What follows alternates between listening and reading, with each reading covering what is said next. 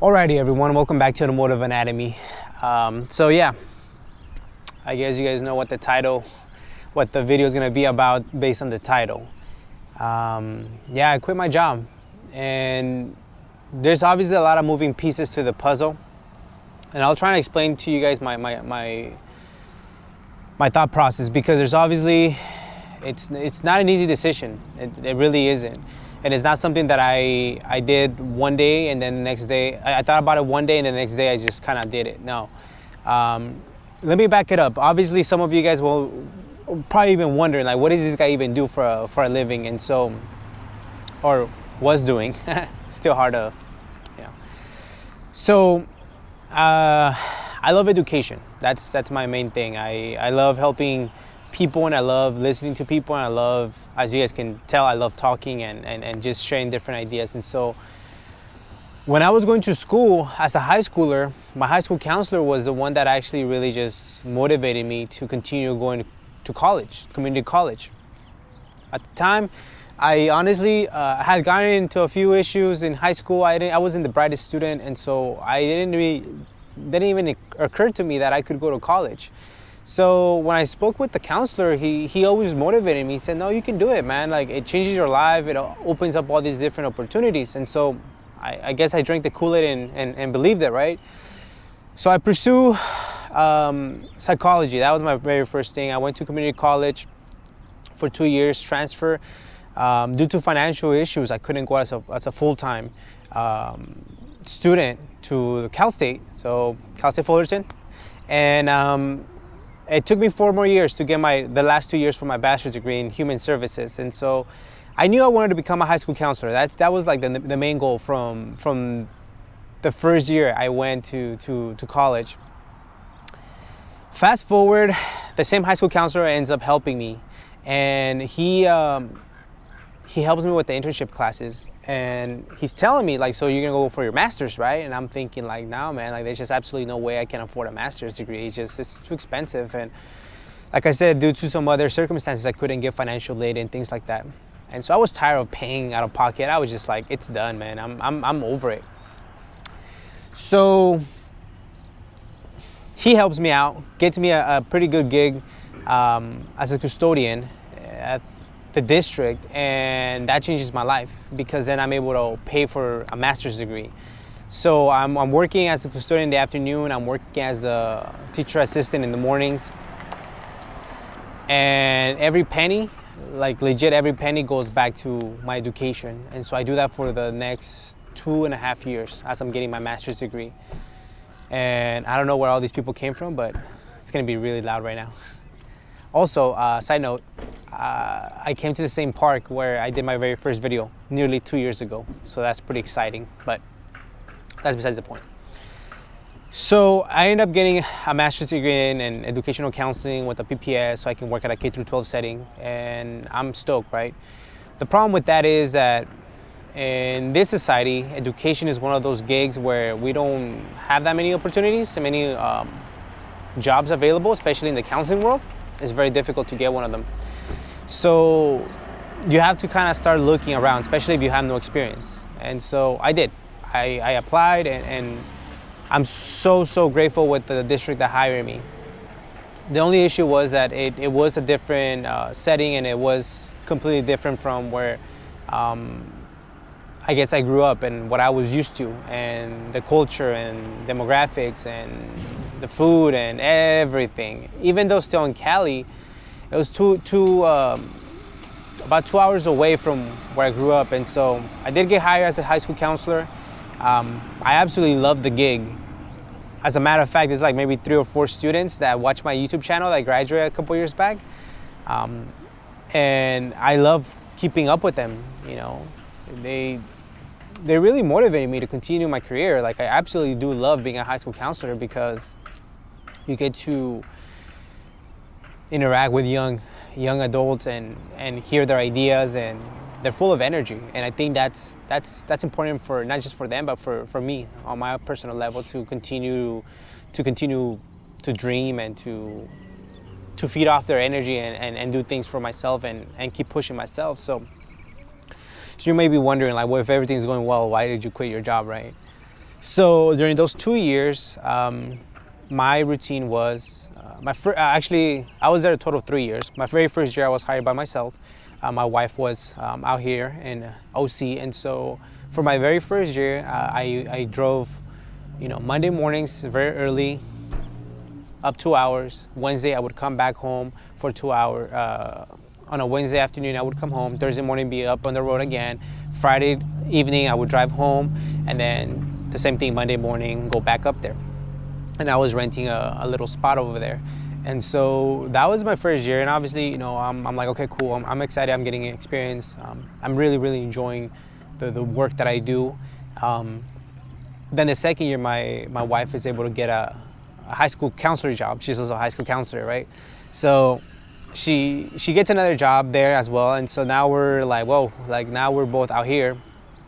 But something in us definitely, we knew, like, it's not some place that we really see ourselves in the future. And I know that's very difficult to kind of grasp, especially when you're younger. Like, dude, you got hired. Like, you should be thankful. You should just be glad and move on. But the more I spoke with people that live around that area and that work in education, it was a common theme. And the common theme was, I can't wait till I retire so I can move out of this place. And that scared me, because there's burnout in every career, every field. There's absolutely not one you can tell me like, oh no, I absolutely love what I do every single second. I think there's some type of burnout. But when you hear, yeah, I only got 10 more years to go so I can retire and leave this place. Oh yeah, I only got 15, or this place just keeps getting worse, and just negativity. I didn't want to be part of that. And so at 28 years old, 3 years into her counseling, my wife's already working there for 2 years. She actually loves where she works. She loves it. A year prior, I had a conversation with her and said, hey, I'm not very stoked about the location where we're at. And I don't know. I mean, money's good, I guess, but it's not bringing me completely joy and fulfillment, because I go to work, I come home, and I kind of just lock myself in the apartment, and then there's really not much to do.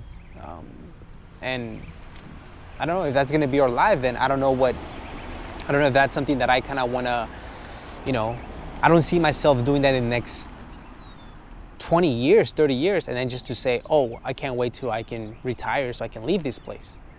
But my pension's good. So obviously, like I told you guys, I've been in the whole minimalist journey and fulfillment and budgeting. And so at first we were budgeting for a house, right?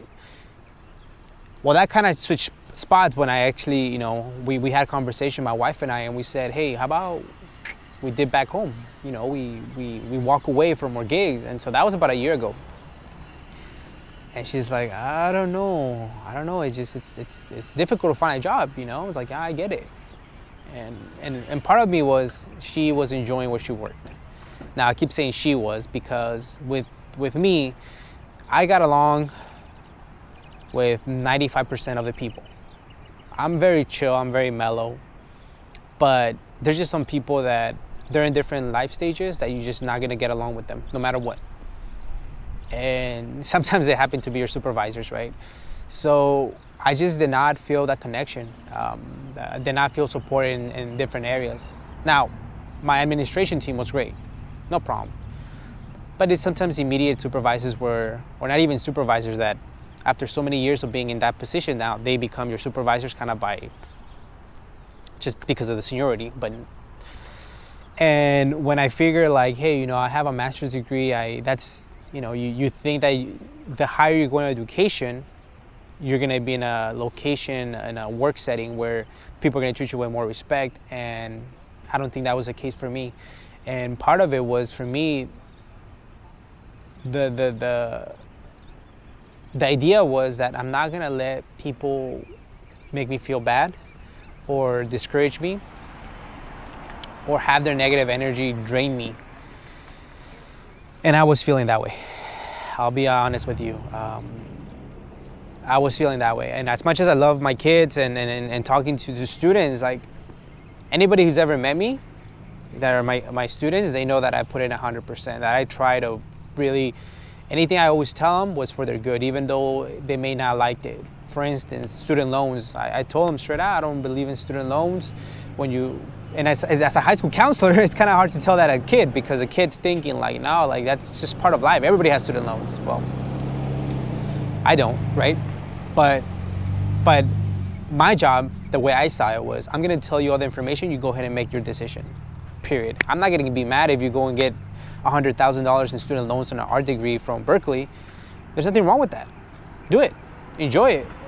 But that was just not something that I wanted for me, and I wouldn't want it for you. I just don't believe in that. So going back to not feeling supported, we planned it for a whole year. We planned it. We said, all right, we're gonna cut back our expenses. I had an STI at the not just thinking about it, I kind of want to cry. My Subaru STI, aka Sophie, I had it for about a year and a half. And I kept listening to the Minimalists. I kept listening to Dave Ramsey, and I'm like, yeah, a car payment, it's just not where you want to be at the moment. It's not the right moment.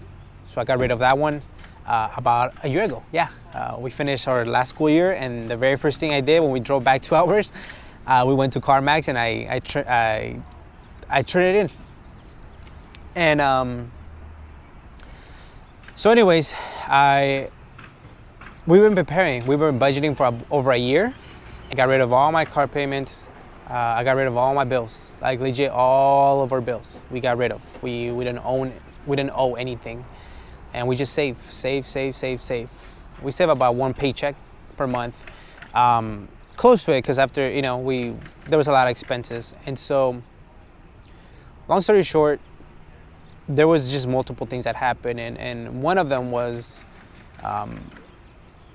towards the end of the school year this year. I had this complete misinformation given to a parent that I did not give. I've done everything right. I've made sure that everybody knew everything was going well, or it was in this case. And so a teacher gave wrong information. Now I'm the counselor. I'm in charge of that student. Well, other teachers, other admins completely jumped the gun. Not once did they contact me. I tried calling the parent just to make sure that everything, like, okay, this is wrong information you were given. And to get cussed out and yelled at by parents and sisters and even the student over the phone, I was just like, whoa, like, why am I here? Why am I doing this gig if I'm getting cussed at? When I'm trying to help you, when I've helped this student for the past 2 years, and she doesn't want to do what she needs to do. So anyways, over a 15-minute conversation, and this is not the first time I've gotten cussed at that setting. Don't think that this is the first time and I bailed. No. Like, if I was to go into the stories of me being a counselor, you guys would trip out at that setting and the demographics. And so I was upset. I was like, okay, I shouldn't be getting yelled at for something that, you don't do your grade, you don't do your work, you don't get a grade. Like, how is that and of course you can't talk back to parents. You can't really share what you really think. It's not professional, because we're trying to lead by example. They can say whatever the hell they want to you, but you can't say it back. Makes sense, right? So then I reached out to, then I get a pretty lengthy, wordy email from one of the admins, and so completely did not even know what was going on. So I got that info, got another email by somebody else who, like I said, it's not my admin, but things that, they are my admin because they've been there forever. Very nasty wording, exclamation marks and stuff. But you can just pick up the phone and say, hey, what's going on? Nope. They all these different parties that had nothing to do with the student, they're doing some other administrative work. They had no idea. And when I try to explain myself, they just, well, it doesn't matter. Still your fault somehow. It's like, what the hell? Like, we're supposed to be supportive. So, man, I made my decision very easily. I was just stressed out, to say the least. And I told my wife that. I was like, hey, I'm very stressed out, and I'm sorry, but if you want, I'm willing to quit my job and you can stick around and I'll do something else. And so she's like, nah, I support you. I'm not 1,000% happy with the environment. I love where I work because she actually does. She had super chill. But she's like, I don't see myself in the next 15, 20 years here. And that's scary, you know? So we decided to do something that it's crazy for most people, which is to walk away from, you know, over a 6-figure income, security, tenure, the title, everything. And we came back, and so I still do love education. Like I told my wife, I'm not gonna let that experience. It was my very first year, you know, experience as a counselor. All these 3 years is the same setting, the same school. That doesn't represent all what counseling is. So do I definitely want to go back into education? Of course, I love it. I really do. I love the bells. I love rallies. I love plays. I love interacting with young adults. That's never gonna go away. But definitely not where I'm gonna be disrespected by both the clientele that we work with and by the people that are supposed to be supporting us. And I think it was more of their frustration with their own lives, because they were at that point where they've been in the district for 25 years, and those are the same individuals that I keep hearing from. I can't wait to leave this freaking place. And so, you know, I get it. You're burned out. I get it. But doesn't mean that you go and you crush somebody else, especially the young generation, and you crush it. And so that was one of the other things. My energy was definitely decreasing because I came in with ideas. I came in pushing for things. Got there early, left late, and when they still dish you, oh yeah, you're gonna do this. It's like, well, I had plans for this, X, Y, and Z. Well, you gotta postpone that. You're gonna do this now, and it's like, you really kind of start feeling bad. Like, might as well not plan anything, because ultimately I'm gonna get, you know, for the lack of a better word, you're gonna get bitched at for something that's not your fault. It's like, all right. So yeah, super negative Nancy right now, right? Super downer. But just kind of want to share this story with you guys, because I could just keep this behind the scenes. But I do think that it's important to show you guys some of the transparent stuff that goes on. I'm not saying that you shouldn't go into education. I think it's a wonderful and very rewarding job. Don't expect to make millions of dollars of it, but I think that's the reason why you go into it, because you really want to make a difference. I like to believe that I've tried to make a difference on young adults' life, and now they're older, and you know, I keep tab on them. They hit me up on Instagram, and it really fulfills my heart to say that I've shaped a little bit of their future. But I'm always trying to learn. I'm always trying to push myself, and so maybe I don't get a counseling job right away. Maybe I don't even get a job right away. Maybe I have to go and start somewhere completely different. I choose happiness. That's all I'm gonna tell you guys. You know, getting 2 paychecks and having the title and being able to answer, yeah, I'm a high school counselor, that's wonderful. But if you're not really fulfilled and happy, man, it gets difficult. And again, if you're in that situation, I know a lot of us are. We're always unhappy for X, Y, or Z reason. All I'm telling you is, like, don't quit tomorrow. Don't cuss out your boss, and save, prepare. And yeah, anybody can say, dude, you quit at the worst time with this pandemic and the economy going down. And I'm thinking, yeah, you're right. But I think one more year would have been even harder to leave, because the paycheck just keeps increasing. Now, I have to say, though, I'm very proud of myself that I didn't go out in a bad way. Very respectfully, I did give the notification with time and to everybody, not burning bridges, because you never know. Life gives you circles, and maybe one day I want to go back to that setting, in that location. I don't know. But remember, like, we always have options. Always have options. And that's part of the keeping your mind open. Don't ever think that just because that's where you landed, that's gonna be it. Don't think that, oh, I have the suckiest supervisor and that's it. Like, nah, you can move. And maybe that means getting a pay cut. Guess what, guys? Maybe it doesn't mean getting a pay cut. Maybe it means getting more money. Ultimately, it's happiness, but you need to fulfill. And I know that it comes easy for me to say because I don't have kids and things like that. But that's also been taken into consideration. That's why my wife and I haven't had kids, because we want to be able to provide so many different opportunities that we didn't have. And I think that part of it is being able to set ourselves in a good place where we feel content for them to grow up.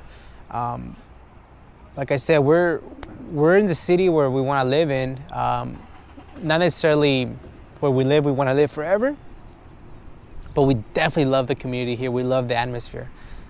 We didn't have that over there. And so what good is it to be making over $100,000 in 2-3 years each if you don't even want to go outside and walk? What's the point? So anyways, thank you guys so much for just kind of sticking around. I want to share this just because I know that a lot of other big channels have shown this side of things, and I thought that it was fair for me to share it to you guys, that even though when I do my driving talks it sounds like everything is going positive, no, not everything is always positive. And there's days that I you wake up and you're like, what the hell am I doing in my life? Or did I make the right decision for whatever? We're always dealing with that, right? So if you're 30, if you're 40, if you're 50, if you're whatever, save money, and then that will give you options. Stay away from bills. That will give you options to be able to move away or choose whatever you want to do. Never stay stagnant. If you stay stagnant, you feel like that's where you're at, and that's where you're gonna be there for the rest of your life, and that becomes a very difficult life to live. That's why I say life can be long or short, depends on how you spend your time. But seriously, just thank you guys for the support. No, I'm not quitting my job to become a full-time YouTuber. I don't even like that term. All this just kind of happened by my love for having conversation with people and cars, and not knowing anything about cars, and I still don't know anything about cars. So this is how this happened, but my love for helping people is always going to be there, and maybe it's going to be in a different capacity in the near future. But we'll see. For now, let's focus on the positive things. I hope you guys have a wonderful day. And if you feel like this helped you in any way, shape, or form, and you think it can help anybody else who's maybe going through some difficult times, feel free to share it. My story is not perfect, and it doesn't mean that it's a happy ending, but I'm choosing to live on my own terms to some extent, right? So yeah, pursue what makes you happy. Choose happiness.